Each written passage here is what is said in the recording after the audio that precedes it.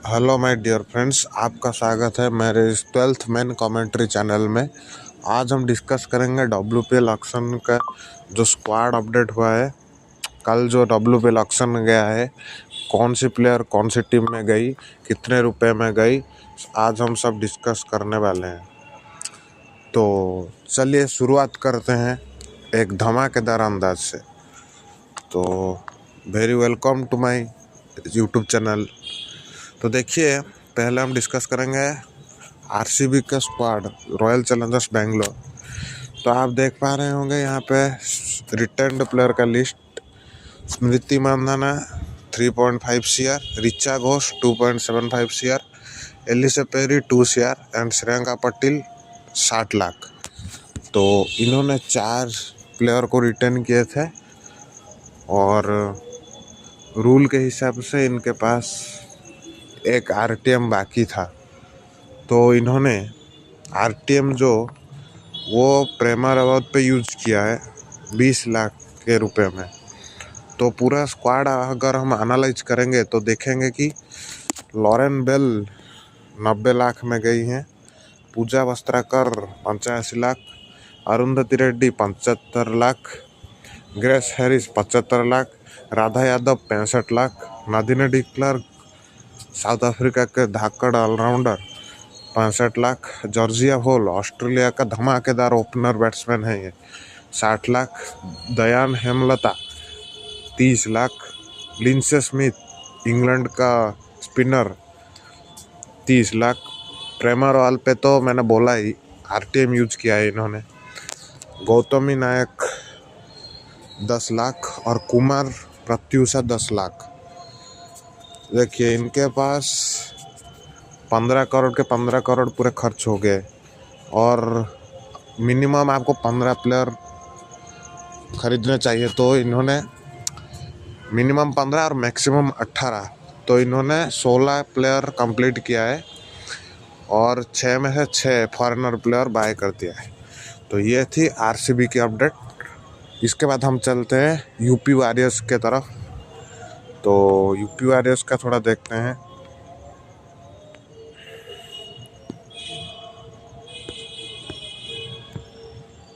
Sorry friends, माफ़ी चाहूँगा, UP warriors का थोड़ा ला रहा हूँ मैं, यूपी वॉरियर्स का। हाँ, तो देखिए फ्रेंड्स, ये है यूपी वॉरियर्स का स्क्वाड अपडेट।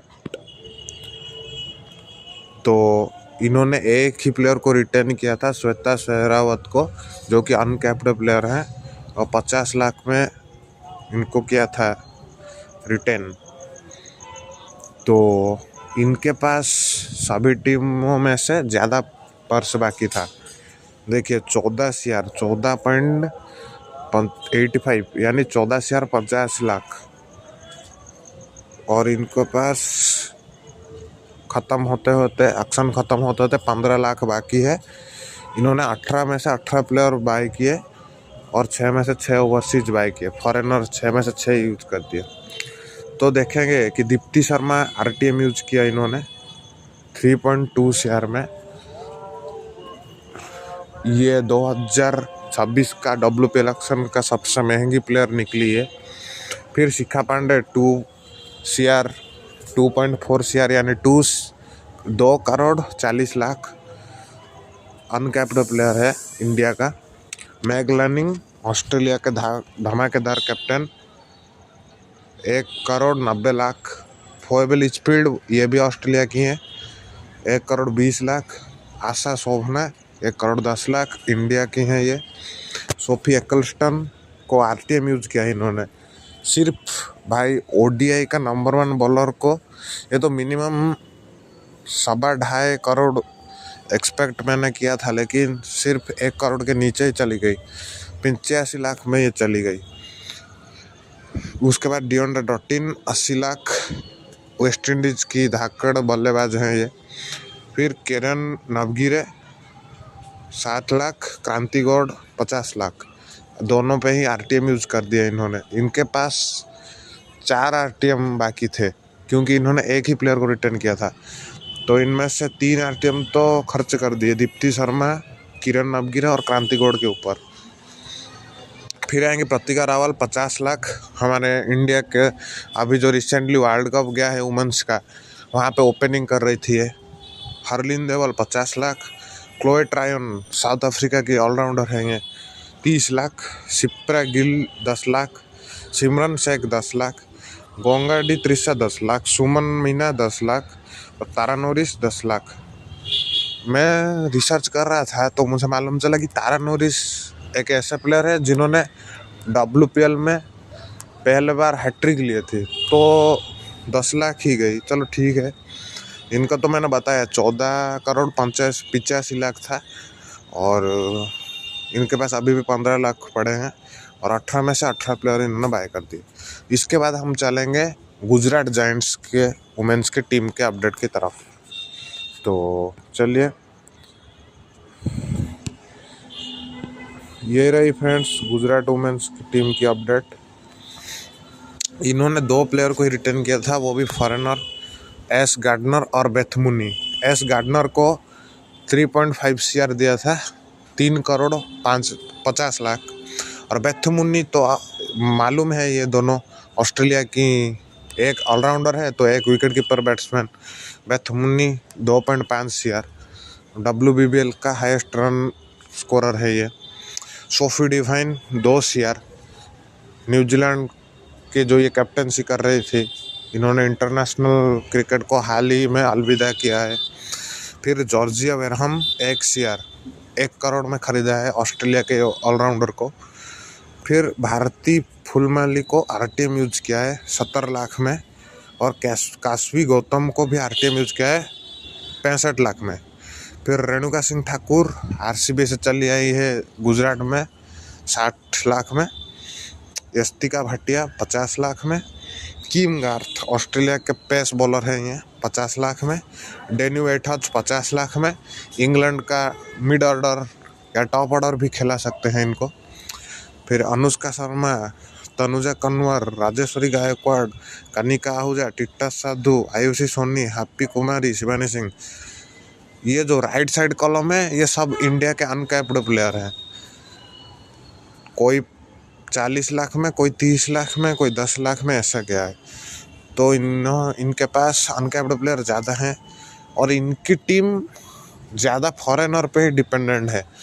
अगर आप 5 टीम में कंपेयर करेंगे तो इनकी टीम देखिएगा, तो देखिए गार्डनर है, मुनी है, डिवाइन है, किम गार्थ है, डेनी वेटहॉच है, तो ज़्यादातर फॉरेनर के ऊपर ही डिपेंड है। तो चलिए, ये गुजरात जायंट्स का एक माइंडसेट हो सकता है, बिकॉज ऑसी प्लेयर कैसे हैं ये तो आपको मालूम ही है। तो चलिए, इनके पास 14 करोड़ 85 लाख था, और इन्होंने खर्च कर दिया सारा। अभी इनके पास 15 लाख बाकी है। इन्होंने भी यूपी की तरह 18 में से 18 प्लेयर बाय कर दिए, और 6 में से 6 फॉरेनर प्लेयर खरीद लिए। इसके बाद हम चलेंगे हमारे MI के टीम के तरफ। तो MI की टीम का स्क्वाड लिया जाए, इसको डिलीट करना पड़ेगा शायद।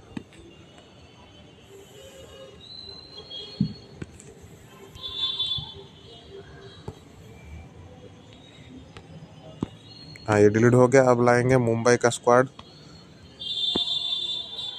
देखिए, ये मुंबई का स्क्वाड है भाई। तो इन्होंने 5 में से 5 प्लेयर को रिटर्न ही कर दिए थे, कोई RTM नहीं बाकी था इनके पास। देखिए, nets keeper Brunt 3 crore 50 lakh. Harmanpreet Kaur 2 crore 50 lakh. Hayley Matthews West Indies के हैं ये, 1 करोड़ 75 लाख। अमनजोत कौर 1 करोड़, और गुन्नलन कामिलिनी 50 लाख। तो इन्होंने सारे प्लेयर को ही रिटर्न कर दिए थे, इनके पास एक भी RTM बाकी नहीं था। तो और बाकी खरीदे हुए प्लेयर के अगर हम चलें तो देखेंगे, अमिलियकर 3 करोड़, सेकंड हाईएस्ट मोस्ट इस सीज़न का। सबसे पहले तो दीप्ति शर्मा है, सबसे ज़्यादा अमाउंट में बिकने वाली प्लेयर। दूसरे में अमिलियकर है, न्यूजीलैंड का ऑलराउंडर, पिछले साल भी MI में थी, इस साल भी MI में है। फिर आएंगे सजीवन सजाना 75 लाख, शबनम इस्माइल 60 लाख जो एक पेस बॉलर हैं। फिर आएगी साका इसो के 30 लाख, निकोला केरी 30 लाख, एक ऑस्ट्रेलिया का एक ऑलराउंडर है, अभी WBBL में होबार्ट के टीम के तरफ से खेल रही हैं ये। त्रिवेणी बासिस्ता 20 लाख, संस्कृति गुप्ता 20 लाख, नल्या रेड्डी 10 लाख, मिली लिंगवर्थ 10 लाख, पूनम केमनर 10 लाख, रायला फिरदौस 10 लाख। इनके पास 15 करोड़ बाकी थे, इन्होंने सारे ही पैसे खर्च कर दिए। 18 में से 16 प्लेयर खरीदे और 6 में से 6 फॉरेनर प्लेयर खरीदे। तो ये थी मुंबई की अपडेट। इसके बाद हम चलेंगे लास्ट में दिल्ली कैपिटल्स के अपडेट के तरफ। तो इसको करना पड़ेगा साइड।